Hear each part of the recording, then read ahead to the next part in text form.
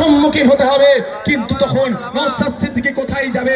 যদি আপনারা নওশাদ সিদ্দিকী তৈরি করতে পারেন, একদিকে নওশাদ সিদ্দিকী যাবে, অপরদিকে প্রতীক মণ্ডল যাবে, অপরদিকে বিশ্বজিৎ মাইতি যাবে, অপরদিকে সপ্তর্ষি দেব যাবে, ওখানে মীনাক্ষী দিরা ছুটবে, দীপশিতা দিরা যাবে, সর্বোপরি বিকাশ স্যার ওখানে মেন জায়গায় থেকে এটাকে লিডিং দেবে।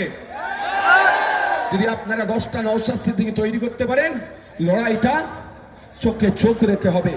সমস্যা আমার তো যেতে ইচ্ছে করছে, কি অন্যায় তারা করেছিল, তাদের ভোটার ডিলিট হয়ে গেছে, শান্তিপূর্ণ অবস্থান বিক্ষোভ করছিল, সেখানে সেন্ট্রাল ফোর্সকে দিয়ে, পুলিশকে লাগিয়ে, নারী পুরুষ নির্বিশেষে টর্চার করে তাদেরকে সেখান থেকে, এবং শুধু তাই নয়, খবর পাচ্ছি ভিডিওর গাড়িতে একাধিক মানুষকে চাপা দিয়ে প্রাণে মেরে দিয়ে চলে যাওয়ার চেষ্টা হচ্ছিল।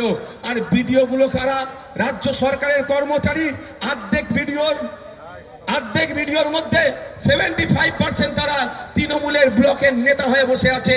তাহলে ভাবতে পারছেন যে রাজ্য সরকারের কর্মচারী হয়েও পশ্চিম বাংলার নাগরিকের বুকের উপর দিয়ে গাড়ি নিয়ে চলে যেত, একটু কিন্তু বোধ করছে না। তাই কি কঠিন পরিস্থিতির সম্মুখীন আমরা হচ্ছি। এই পরিস্থিতির হাত থেকে যদি আপনি আমি মুক্তি পেতে চাই, তাহলে আপনাকে আমাকে ঐক্যবদ্ধ হতে হবে, দলবদ্ধ হতে হবে।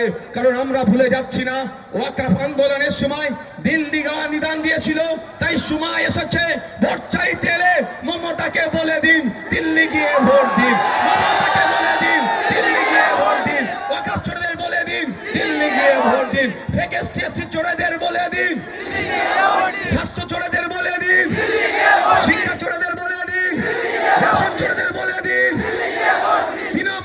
তৃণমূলকে বলে দিন, সম্প্রীতি বিনষ্টকারীদের বলে দিন, বিজেপিকে বলে দিন, তৃণমূলকে বলে দিন, তাকে দিল্লি পাঠাবো, দিল্লিতে গিয়ে ভোট চাবো।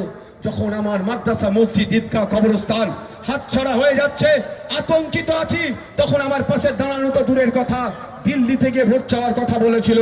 আর আজকে এখানে মিনাখাই এই মালঞ্চ বাজারে দাঁড়িয়ে বলছি, মাদ্রাসা, মসজিদ, ঈদগাহ, কবরস্থান এখনো আপনাদের সুরক্ষিত আছে। শুধুমাত্র মাথায় রাখবেন নওশাদ সিদ্দিকীদের মতো কিছু মানুষের করা মামলার জন্য। মাথায় রাখবেন একটু, কোন আপনার মমতা ব্যানার্জি, কোন আপনার অভিষেক ব্যানার্জি কেউ এই মামলাটা করেনি। নওশাদ সিদ্দিকীদের মতো কিছু মানুষ মামলা করেছে, আর বামপন্থী উকিলরা তাদের সর্বোচ্চ দিয়ে আইনি লড়াই করছে বলে এখনো টিকে আছে।